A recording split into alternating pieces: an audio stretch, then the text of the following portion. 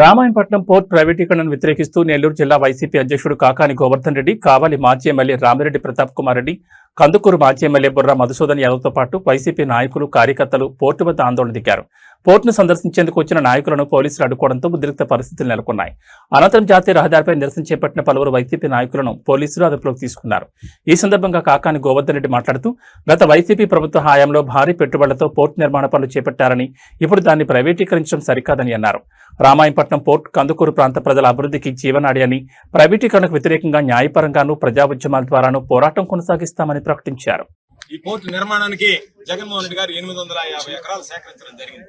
సేకరించినప్పుడు మత్స్యకారులందరికీ చెప్పాడు, మీ అందరికీ నేను అండగా ఉంటా, ఈ ప్రాంతానికి సంబంధించి మీ బిడ్డలకు ఉద్యోగ ఉపాధి అవకాశాలు వస్తాయి, మీకు ఆ పోర్టు నిర్మాణమైనంత వరకు మీరు జీవన భృతి కోల్పోకుండా మీకు ప్రతి నెలా కూడా ఏదైతే కృష్ణపట్నం పోర్టు అప్పుడు మహానేత రాజశేఖర రెడ్డి గారు ఏర్పాటు చేశారో ఆ ప్రాంత మత్స్యకారులకి అదే విధంగా నేను కూడా మీకు అందజేస్తానని చెప్పడం జరిగింది. దాని ప్రకారం ప్రతి కుటుంబానికి నెలకు 3,000 రూపాయల చొప్పున జగన్మోహన్ రెడ్డి గారు ముఖ్యమంత్రిగా ఉన్నప్పుడు ప్రారంభించి అందజేశారు. ఈరోజు పాప మా మత్స్యకారు కుటుంబాలు అడుగుతున్నాయి, అయ్యా మేము జీవనోపాధి కోల్పోయాం, ఉన్న భూములు ఇళ్ళు వదిలేసాం, ఒక్క సంవత్సరం జగన్మోహన్ రెడ్డి గారు ఉన్నప్పుడు ఇచ్చారు, ఈరోజు మమ్మల్ని పట్టించుకునేటువంటి నాలుగే కరువు వేయడం మాట్లాడేటువంటి అంటే ఈ ప్రభుత్వ వ్యవహార శైలి ఏ విధంగా ఉంది అంటే, మేము ఇచ్చినటువంటి మాట నిలబెట్టుకోం, మీకు సంబంధించినటువంటి ఆస్తులని మేము దోచుకుంటామని చెప్పి ఈరోజు వ్యవహరించేటువంటి పరిస్థితి ఏర్పడింది. అందుకనే దాన్ని ఎంత దారుణమైనటువంటి పరిస్థితులు అంటే, ముందు 30 సంవత్సరాలంట, తర్వాత 20 సంవత్సరాలు పొడిగిస్తాడంట, అంటే 50 సంవత్సరాల పాటు మనం ఎవరం బతుకున్నాం, ఇక్కడ ఉండే వాళ్ళు ఎవరో బతుకుంటారు 50 సంవత్సరాల పాటు. ఆ 50 సంవత్సరాల పాటు వాళ్ళ ప్రైవేట్ వ్యక్తుల చేతిలోకి వెళ్ళిపోతుంది. ఆ ప్రైవేట్ వ్యక్తుల చేతిలోకి వెళ్ళిపోయిన తర్వాత అని ఉన్నటువంటి 2079 కోట్లు కడుతున్నాం, 5% మనమే పూర్తి చేస్తున్నాం, అన్ని అవసరాలు సమకూరుస్తున్నాం. ఇవన్నీ చేస్తే మన వాటా ఏమన్నా ఉందా అంటే 12% వాటా. అంటే 5,000 కోట్ల రూపాయల ఆస్తి 1,500 కోట్లు చూపించి 750 కోట్ల రూపాయలు తీసుకుని దానికి 12% ఈరోజు చంద్రబాబు నాయుడు అమ్ముతున్నాడు అంటే, మిగిలిపోయినటువంటి వాటా అంతా చంద్రబాబు నాయుడు కుటుంబానికి పోయినట్టు కాదా? ఇది ప్రజల ఆస్తి నువ్వు దోచుకోవడం కాదా? దీనికి సమాధానం చెప్పాల్సినటువంటి అవసరం లేదా అని చెప్పి ఈ సందర్భంగా మేము అడుగుతున్నాం. కాబట్టి దానిలో ఏమి క్లియర్గా ఇచ్చేసాడు అన్ని, మాకేమి యాజమాన్య హక్కులు ప్రభుత్వానికి, యాజమాన్య హక్కులన్నీ ప్రైవేట్కే. అంటే ప్రభుత్వం ఏదైతే పాపం ఈ ప్రాంతానికి సంబంధించి స్థానిక ప్రజలకి మత్స్యకారులకి హామీలు ఇచ్చారో వాటితో మాకు ఏమి సంబంధం లే, మేము ఇంకేది పట్టించుకోం. భవిష్యత్తులో మీరు ఏదున్నా సరే వాళ్ళ పరపంచలు బాకాల్సిందే, వాళ్ళ దగ్గరికి పోయి మీరు అడుక్కోవాల్సిందే, వాళ్ళు మీకు వేస్తే ముష్టి వేసినట్టుగా తీసుకోవాల్సిందే, వాళ్ళు వేయమనంటే మీ పాటికి మీరు వెళ్లాల్సిందే తప్ప మరొక మార్గం లేదు, గత్యంతరం లేదని మాట్లాడేటువంటి పరిస్థితి ఏర్పడింది.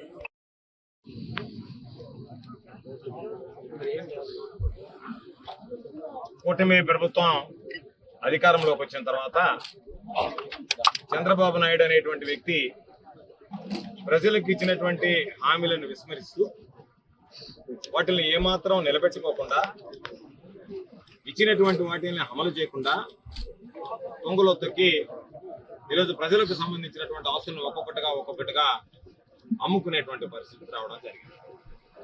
అందులో భాగంగా ఈరోజు రామాయపట్నం పోర్టు ఏదైతే ఉందో దశాబ్దాలుగా కందుకూరు నియోజకవర్గం, ప్రత్యేకించి కావలి నియోజకవర్గానికి సంబంధించినటువంటి ప్రజలు, నాయకులు అనేక పోరాటాలు చేయడం జరిగింది, అనేక పాదయాత్రలు చేయడం జరిగింది. ఏ ప్రభుత్వం దాని గురించి పట్టించుకున్నటువంటి పాపం పోలేదు. అటువంటి పరిస్థితుల్లో ఈ ప్రాంత ప్రజల ఆలోచనలకి, ఆకాంక్షలకి అనుగుణంగా ఈ ప్రాంతానికి ఆ రామాయపట్నం పోర్టు నిర్మించాలనేటువంటి లక్ష్యంతో జగన్మోహన్ రెడ్డి గారు నడుం బిగించడం జరిగింది. ఆయన ముఖ్యమంత్రి అయ్యాక ఉన్నటువంటి స్థానికంగా ఉండేటువంటి నాయకులు, ఆ రోజు కావలి శాసనసభ్యులుగా ఉన్నటువంటి రామిరెడ్డి ప్రతాప్ కుమార్ రెడ్డి గారు, అనేక మంది ప్రజాప్రతినిధులు అందరం కూడా వెళ్ళి, సార్ దశాబ్దాల కళ, ఆ ప్రాంత ప్రజలు ఒక నినాదంతో ఉన్నారు, ఇవి కనకపట్నాలుగా మారాలి, కావలి కందుకూరు అంటే రామాయపట్నం రావాలి అనేటువంటి లక్ష్యంతో ఉన్నారు, కాబట్టి మీరు దయచేసి దీని మీద దృష్టి పెట్టి రామాయపట్నం పోర్టు సాధించండి, రామాయపట్నం పోర్టు మంజూరు చేయండి అని చెప్పి ఇంత లోపల కరోనా రావడం, కరోనా వచ్చిన తర్వాత మేమందరం కూడా అనుకున్నాం, ఆయన పాపం చేస్తానన్నాడు, ఈ ప్రాంత ప్రజల దురదృష్టమో ఏమో తెలియదు, కరోనా మహమ్మారి ఆవరించింది, దానివల్ల ఈరోజు ఈ పోర్టు రాకుండా ఆగిపోయింది అని చెప్పి భావించాం. కరోనా కష్టకాలం ముగియగానే కరోనా 1 వచ్చింది, కరోనా 2 వచ్చింది, 2వ విడత కరోనా అయిపోయిన వెంటనే జగన్మోహన్ రెడ్డి గారు దీని మీద ప్రత్యేకమైనటువంటి దృష్టి పెట్టి ఆ రోజు మనం వాళ్ళకు మాట ఇచ్చాం, ఆ మాట నిలబెట్టుకోవాల్సినటువంటి అవసరం ఉంది. కాబట్టి అందులో భాగంగా ఖచ్చితంగా ఈరోజు ఆ రామాయపట్నం పోర్టు ఏదైతే ఉందో దాన్ని సాధించాలి, నిర్మించాలి, మంజూరు చేయాలని చెప్పి దానికి సంబంధించినటువంటి పూర్తి స్థాయిలో అవసరమైనటువంటి అన్ని అనుమతులు తీసుకొచ్చి ప్రభుత్వ పరంగా నిధులు ఇవ్వడంతో పాటు పవర్ ఫైనాన్స్ కార్పొరేషన్